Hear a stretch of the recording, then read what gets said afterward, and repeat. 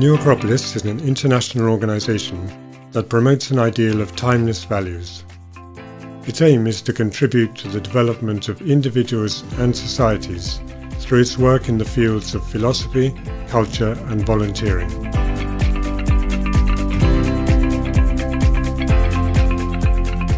New Acropolis is present in over 50 countries across the 5 continents and has more than 400 centres worldwide. Its action in the world is based on 3 founding ideals. The ideal of universal fraternity, promoting respect for human dignity beyond any differences of gender, culture, religion or social background. The ideal of knowledge, encouraging the love of wisdom through the comparative study of philosophies, religions, sciences and arts. The ideal of development, enabling each human being to realise their best qualities and values as a solid basis for a better world. The president of New Acropolis, Carlos Adelantado, explains how these shared ideals can be achieved.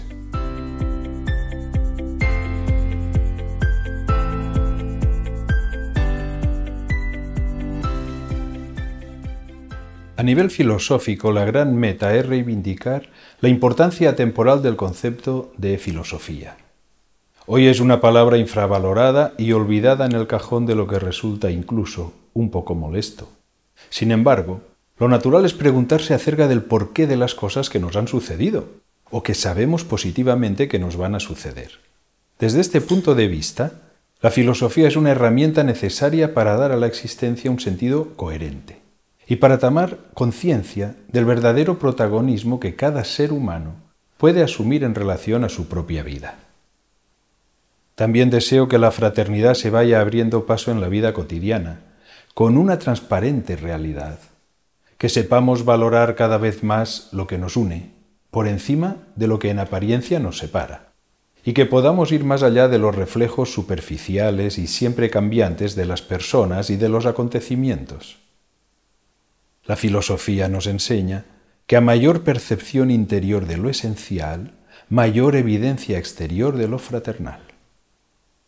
Nos esforzamos para que la cultura tenga más presencia en la sociedad. No me refiero tan solo a que aumente la cantidad de actividades culturales, sino a que realmente la cultura sirva para unir a los pueblos y para comprender las diferentes mentalidades, para que pueda cumplir una función de elevación de la conciencia y de apertura del corazón.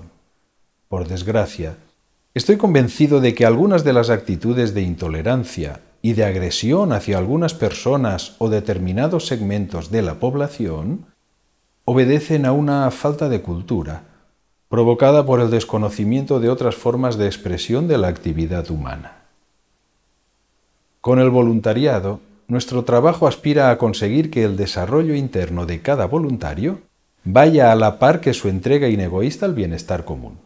Todo esfuerzo, todo servicio en bien de los demás puede aprovecharse para entender de manera más consciente el sentido de la vida y al mismo tiempo crecen una serie de fuerzas interiores como puede ser el valor de la solidaridad, la autoestima, la esperanza en un mejor futuro, la empatía y otras muchas. Pero por encima de todo, aumenta la sensación de libertad y la fuerza de voluntad. Mi gran deseo, entonces, es que las acciones de voluntariado no sean solamente unas buenas acciones, más o menos útiles, sino que las personas que actúan como voluntarias puedan estrechar sus lazos con la vida.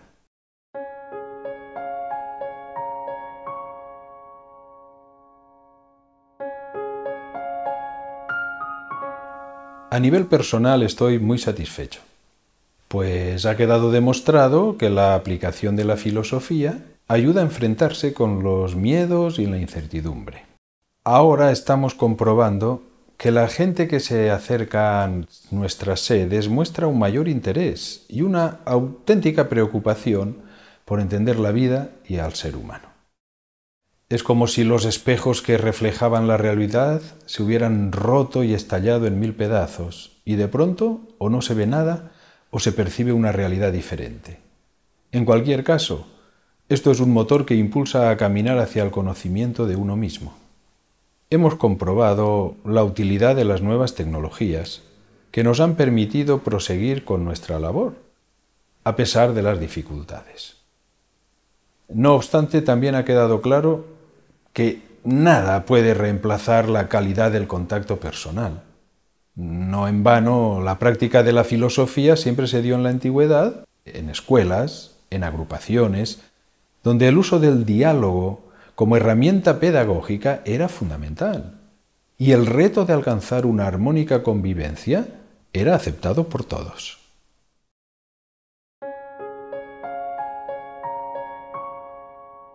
Cierto, y no les faltan motivos en muchas ocasiones. Sin embargo, yo creo que una organización puede resultar de mucha utilidad, pues reúne y coordina esfuerzos y voluntades diversas. Eso sí, nunca debemos olvidar los peligros que pueden surgir de ciertas desviaciones en las organizaciones.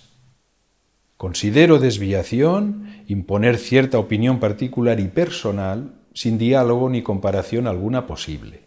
Apartarse de los fines y principios para los que fue constituida y aprovecharse de su funcionamiento para conseguir renombre y prestigio social. Algo que considero muy positivo es la gran cantidad de personas que han formado parte de Nueva Acrópolis a lo largo del tiempo. Cada año se benefician de nuestros cursos de filosofía, actividades culturales o acciones de voluntariado miles de personas. Unas se incorporan a nuestra organización, otras prefieren colaborar esporádicamente y otras, en fin, no desean adherirse. Pero todas estas personas han comprobado nuestros esfuerzos en favor de una sociedad mejor.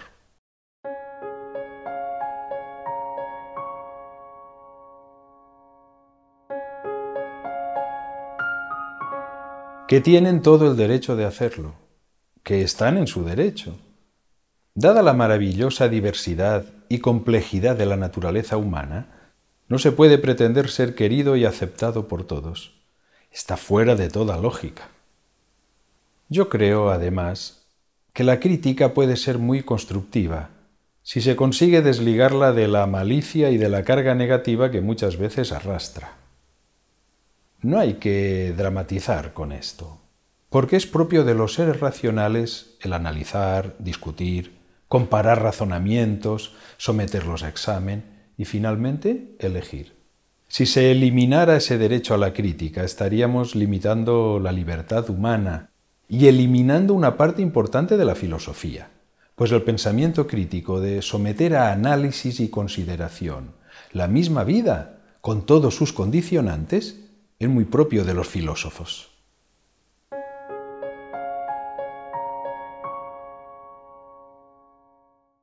Ciertamente hay que trasladarse al pasado para encontrar este tipo de malentendidos. De hecho, son situaciones que, dada mi edad actual, yo no he conocido de manera directa. Pero, según mi parecer, ha sido un problema de falta de comprensión, tal vez provocado por la complejidad de esta escuela de filosofía a la manera clásica, que trata de aunar la teoría y la práctica en su plasmación, como ideal filosófico que aspira a mejorar el mundo y a los seres humanos, y que desde el principio se vio que era un movimiento capaz de extenderse a nivel internacional. Incluso muchos miembros de Nueva Acrópolis de esas primeras épocas, a los que hay que agradecer su esfuerzo y su dedicación, no entendieron muy bien las características profundas de Nueva Acrópolis. No entendieron que era algo que venía desde el más remoto pasado y que, por tanto, era algo totalmente nuevo y desligado de cualquier comparación con todo lo hasta entonces conocido en el siglo XX. Se cometieron errores, que se han corregido gradualmente. Y esta actitud de autocorrección es válida ahora y en todo momento futuro, pues el espíritu de autocrítica no puede desaparecer de la vida filosófica. A esto debemos sumarle que todo lo nuevo, cuando aparece, necesita un tiempo de adaptación al entorno y también necesita tiempo para mostrar a través de su desarrollo el verdadero potencial y las ventajas sociales que atesora. Lamentablemente, es inevitable que siempre existan en la sociedad personas que viven de críticas, detracciones y sensacionalismo. Pero de todas maneras, Las reacciones ante nuestra propuesta filosófica no suponen nada nuevo para una escuela de filosofía de raíces profundas que podríamos denominar esotéricas. Es una constante que se ha repetido a lo largo de los siglos.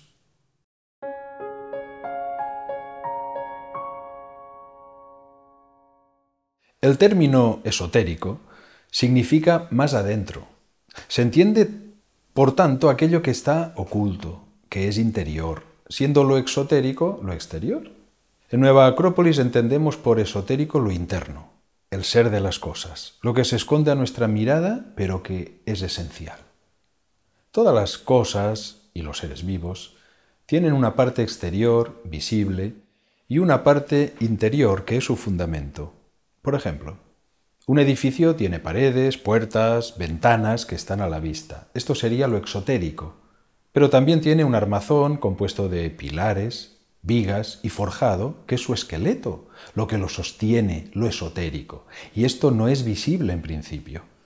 En el universo vemos planetas, estrellas, galaxias. Son cuerpos hechos de materia más o menos sutil, son lo exotérico.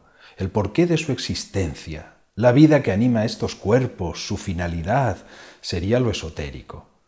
Las personas realizamos actos cotidianamente que tienen una aparente razón práctica, pero detrás de nuestras actitudes exteriores están los verdaderos motores de nuestros actos. Estos motores, que son de orden metafísico, en el sentido de que van más allá de lo físico, conforman la parte esotérica de los seres humanos. Por eso hablamos en Nueva Acrópolis de filosofía de las causas, también conocida como filosofía natural o esotérica, porque nos interesa alcanzar a entender el porqué de las cosas, sus causas ocultas, que podemos percibir mediante la razón o la intuición, si conseguimos desarrollar una mayor sensibilidad y una mayor capacidad de relacionar e integrar los elementos que nos rodean.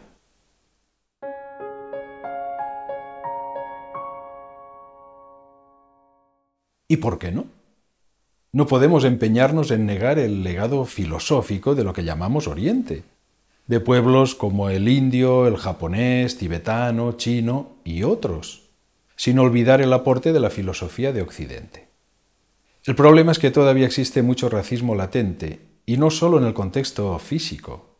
La vanidad y el racismo intelectual es mucho peor que el racismo físico, y todavía más lo es la soberbia y el racismo espiritual de creerse con la posesión exclusiva de la verdad.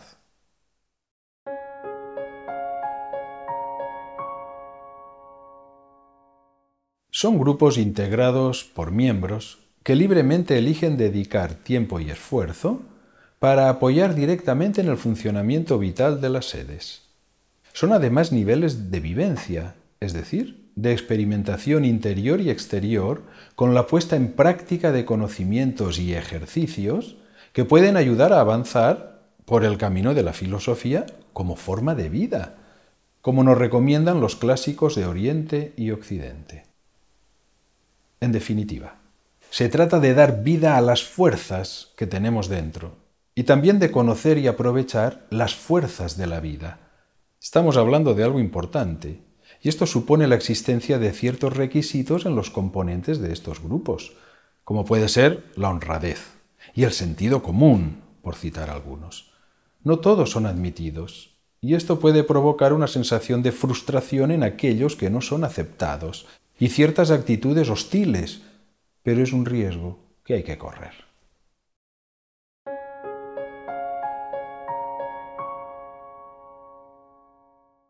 Desde mi punto de vista, el mayor error sigue siendo confundir los medios con los fines.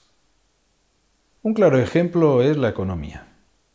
La economía debería ser considerada un medio útil y necesario para la creación y conservación de estructuras, pero jamás un fin en sí misma. Tendría que servir para mejorar las oportunidades educativas y conseguir que la educación llegue a más cantidad de población en el mundo. Tendría que servir para aliviar la carga de trabajos pesados, mecánicos y repetitivos. Tendría que servir para dotar de posibilidades de desarrollo a los seres humanos, pero en todos los ámbitos. El afán de poseer, de acumular bienes, tiene como consecuencia perjudicar a otros, fomentar excesivamente la competencia y la explotación de otras personas, con el fin de obtener mayores beneficios. Es nefasto desde la perspectiva humana y de proyección hacia un futuro mejor. En Nueva Acrópolis, por ejemplo, nos financiamos sobre todo con las cuotas mensuales que aportamos todos los socios, con la venta de nuestros libros, con pequeños talleres internos que cumplen funciones de autoabastecimiento, sobre todo. Son pequeñas cantidades que nos permiten mantener nuestros locales abiertos y acometer una serie de proyectos culturales y de voluntariado. A pesar de que la economía dirige y gobierna en este momento el rumbo de la humanidad, no pensamos que constituya la única fuerza de progreso para los pueblos y los individuos.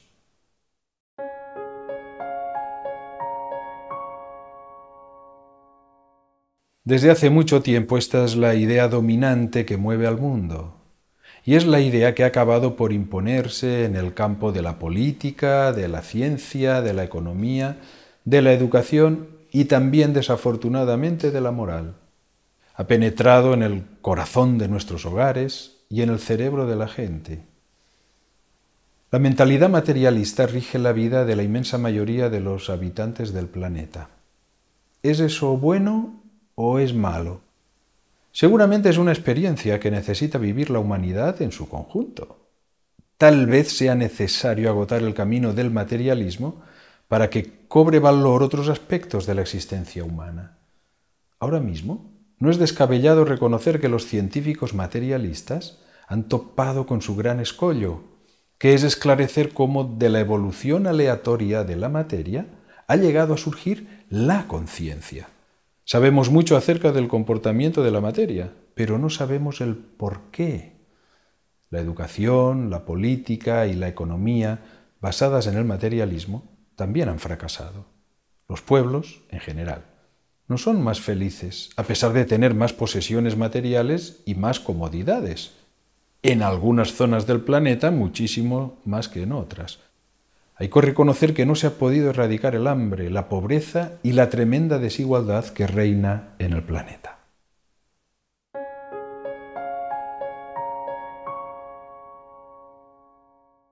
La filosofía puede conjugarse con cualquier faceta propia del ser humano. Con el arte, en la capacidad de captación de lo bello, con la ciencia, en su afán de acercarse a lo verdadero, con la religión, en su expresión de lo bueno, y con la política en la necesidad de justicia.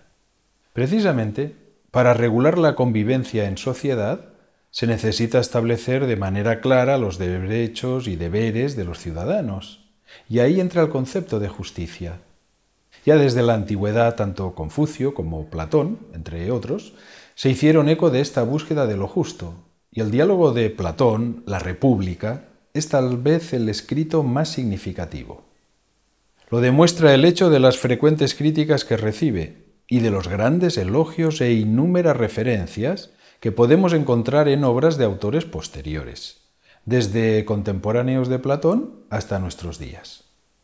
Personalmente, no creo que la intención del filósofo ateniense fuera la de conseguir edificar una sociedad ideal formada por seres humanos perfectos, sino la de aportar reflexiones y posibles soluciones a los numerosos males de los distintos regímenes de las ciudades griegas de su época. De hecho, en las leyes, un diálogo posterior modifica algunos argumentos de la República.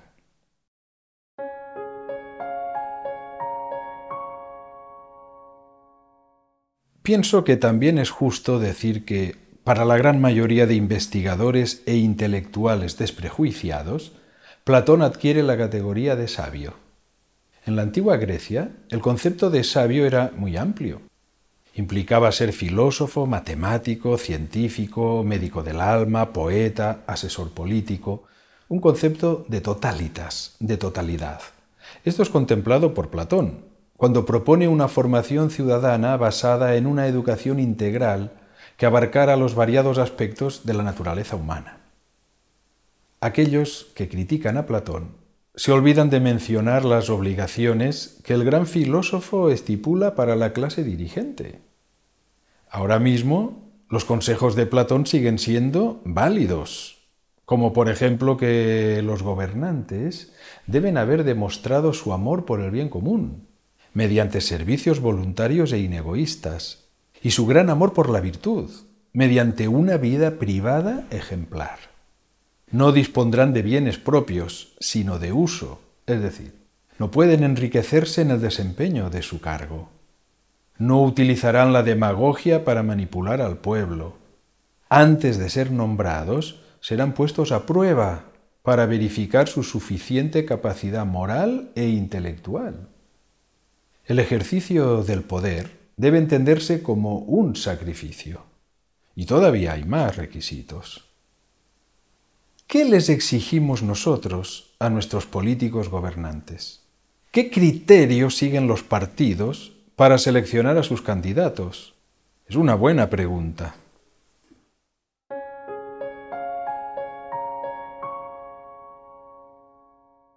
Sin ninguna duda, tal como puede mejorarse todo lo que existe sobre la faz de la Tierra. En mi opinión, se debería realizar un verdadero esfuerzo por avanzar en la consecución del bien común, más allá de los intereses partidistas de uno u otro sector. Los enfrentamientos, a veces casi irracionales entre las distintas facciones, ocasionan una serie de marchas y contramarchas que retrasan el avance general. El afán por descalificar al adversario, la falta de ética a la hora de cumplir con las promesas electorales, la malversación y dudosa financiación de muchos de los partidos y la escasa preparación de algunos candidatos es algo que sin duda se puede mejorar. También hay que prestar mucha atención a la mejora de la educación, porque es el sistema que más necesita de ella, dado que el ciudadano puede elegir periódicamente en las urnas. Para pensar y decidir, todos necesitamos una educación continua. Y sobre todo, se necesita para dirigir a otros.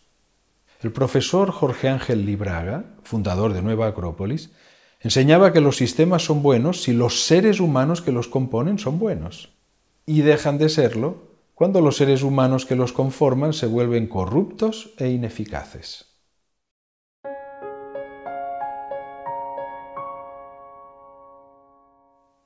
Es la misma que han tenido todas las escuelas de filosofía a lo largo del tiempo, es decir, de absoluto respeto ante las diferentes formas religiosas, pero esas formas no pueden ser impuestas ni dogmáticas. Para la mayoría de las personas, la pertenencia a una religión viene dada por el lugar geográfico en el que se ha nacido y por el entorno familiar. Pero es innegable que a medida que se desenvuelve la capacidad de introspección y de reflexión, tarde o temprano, cada individuo llega a plantearse su postura ante lo que podemos llamar lo sagrado. Esa posición la considero muy íntima y muy libre, porque interviene la mente, el corazón y la conciencia. Y creo que aún los que se confiesan ateos mantienen esa relación en su interior. A unos les servirán las formas religiosas establecidas, otros adaptarán sus propias formas religiosas, para unos será una conexión basada en elementos objetivos y para otros será un encuentro altamente subjetivo. Es un buen ejercicio de tolerancia para todos. Pero la cuestión es que nadie puede ser dueño de la espiritualidad de los demás.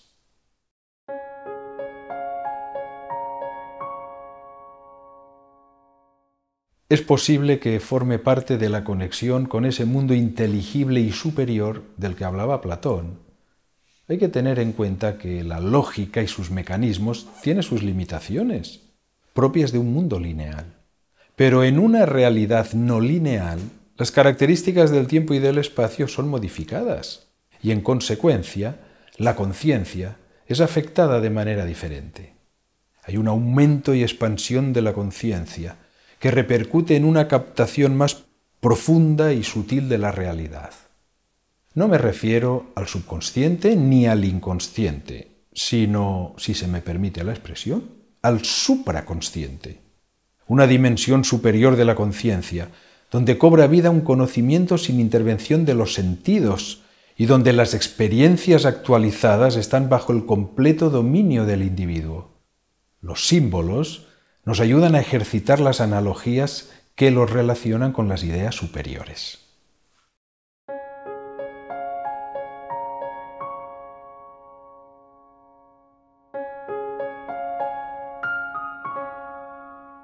De entrada, puedo decir que parece que existe una necesidad de pertenecer a algo, y eso conlleva la utilización de anagramas, símbolos y emblemas como medio de reconocimiento. Los usan empleados de grandes y pequeños comercios, las marcas de ropa y calzado, asociaciones deportivas y culturales, las corporaciones financieras y un largo etcétera. El uso de los símbolos es algo presente en todo momento y lugar. Pero también es posible que todos sepamos de manera natural e innata que necesitamos alcanzar estados elevados de conciencia, intuitivos, que nos permitan ir más allá de los límites del plano conceptual. Quizá porque el mundo simbólico conforma la gran diferencia evolutiva que distingue a los seres humanos de otros reinos. El imaginario simbólico está presente cuando nos casamos, cuando acabamos los estudios, cuando alguien nace y viene al mundo, le ponemos un nombre y lo despedimos al final de su vida, todo de manera simbólica. La gente lleva anillos, collares, ropas y colores, incluso los tatuajes, tan de moda hoy en día, son un acercamiento al mundo de los símbolos. Como podemos comprobar, algo tan humano como la risa y el llanto no pueden comprenderse si eliminamos su trasfondo simbólico. Hay que tomar en cuenta que hay símbolos que tienen idéntico significado en todas las civilizaciones a lo largo de la historia. La mano abierta o cerrada, la rueda como construcción y como ciclicidad, el fuego en relación a la sabiduría, el águila como mensajero, el sol como señor del cielo. Como curiosidad, me llama la atención la buena acogida que tienen entre el público las series y películas en las que los guionistas emplean este lenguaje simbólico. También en Nueva Acrópolis usamos símbolos según la actividad que estamos realizando.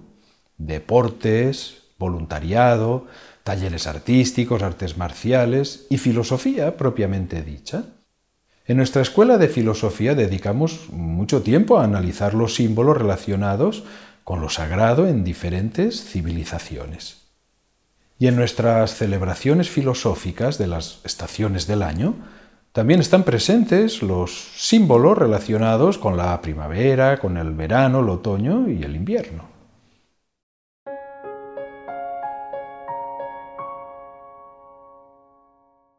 El primer consejo es que aprenda a hacerse preguntas. Si esa persona es capaz de hacerse preguntas y no encuentra la respuesta, tal vez no está buscando de manera eficaz ni en el lugar adecuado. Yo le diría que busque dentro de sí mismo y no afuera, porque hay respuestas que no pueden llegar desde el mundo externo. Que trate de percibir los valores que atesora en su interior y a medida que los vaya desarrollando encontrará, de manera natural, los puntos de conexión con la vida. Porque aquí hay otra cuestión, no menos importante. Si la vida tiene sentido, y vamos a suponer que lo tiene, ¿cómo podemos percibir ese sentido de la vida? ¿Con qué tipo de sentidos? Es obvio que necesitamos desarrollar algunas fuerzas latentes. Por ejemplo, el poder de percibir el sentido de la vida.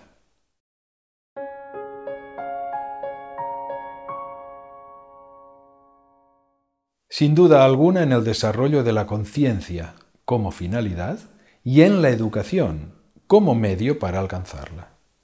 El profesor Jorge Ángel Libraga enseñó desde el principio que educación es la utilización de la cultura para acelerar la evolución humana, para efectuar su transmutación. Insistió en señalar que educar no es torcer o forzar naturalezas, sino liberarlas del yugo instintivo y de las estrecheces psíquicas y espirituales que las aprisionan y son causa de sufrimiento. Y esto es posible, porque todo ser humano nace con determinadas potencialidades y cualidades latentes que puede desarrollar si se le educa de la manera adecuada. Decía el profesor Libraga, que la verdadera pedagogía consiste en informar sin engañar instruir sin politizar y educar sin deformar, con el objetivo de conseguir un ciudadano consciente, feliz y útil, que sepa manejar las manos, el corazón y la mente. Y quizás también pueda actualizarse un elemento superior a lo estrictamente mental, como puede ser la imaginación y la intuición, para conocer el mundo donde viven los grandes ideales, las ideas arquetípicas, los más puros sueños.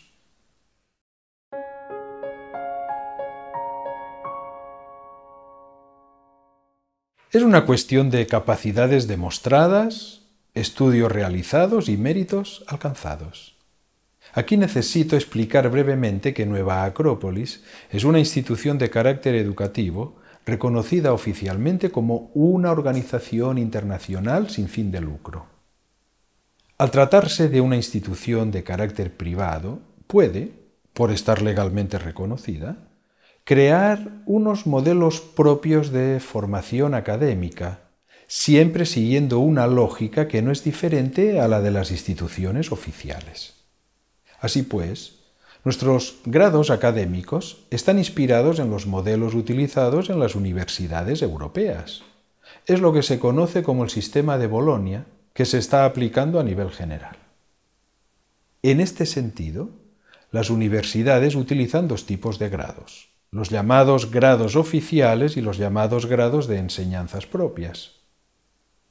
Siguiendo el modelo de enseñanzas propias, y dado que nuestro programa de estudios es muy amplio, hemos configurado nuestros grados académicos en grado de experto, grado de especialista y 2 niveles de grado máster. Nuestros profesores pertenecen a alguno de estos grados.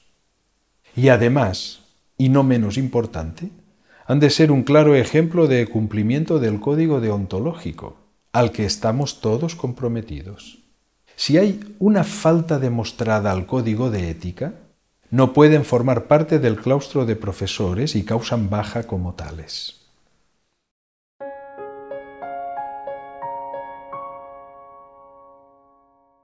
De todos los éxitos y logros que se han acumulado en los 65 años de vida de este ideal filosófico, voy a resaltar el haber conseguido que la convivencia y la fraternidad sea una realidad en miles de jóvenes de los 5 continentes, pues Nueva Acrópolis está conformada por mujeres y hombres de todas las razas, de diferentes culturas y creencias religiosas o de ninguna, de todas las condiciones sociales. Para nosotros, la categoría de ser humano está muy por encima de cualquier otra consideración sectaria. Nuestra labor proporciona conocimiento, con un enfoque ecléctico y no dogmático, y ha sido reconocida en varios países como de interés público. ¿Qué tenemos que lograr? Tenemos que encontrar la manera adecuada de ser correctamente comprendidos. Tenemos que conseguir que nuestra voz llegue a vibrar en muchos más corazones para que puedan encontrarnos todos aquellos que nos están buscando.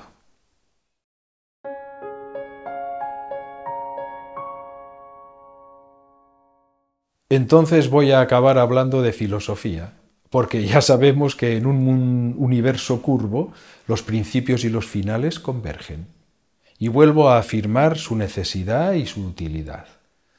Filosofía es establecer una relación verdadera entre los conocimientos objetivos que tenemos del mundo y la subjetividad de nuestra parte interna, que no por ello es menos real, más bien es otra realidad. Una relación verdadera es que los actos respondan a una manera de sentir y de pensar, y ese sentir y pensar debe ser acorde a la unión y síntesis de nuestras experiencias objetivas y subjetivas, es decir, a nuestra experiencia de la vida. Esto implica que, con una correcta actitud, la filosofía particular de cada ser humano mejorará con el tiempo, pues nuestras experiencias de vida también pueden ser cada vez más profundas y más sutiles. Nueva Acrópolis es un campo de experimentación, externo e interno, que ofrece la posibilidad de mejoramiento individual y de mejoramiento colectivo. Nueva Acrópolis es un mundo pleno de posibilidades, tal como la vida misma es filosofía en acción.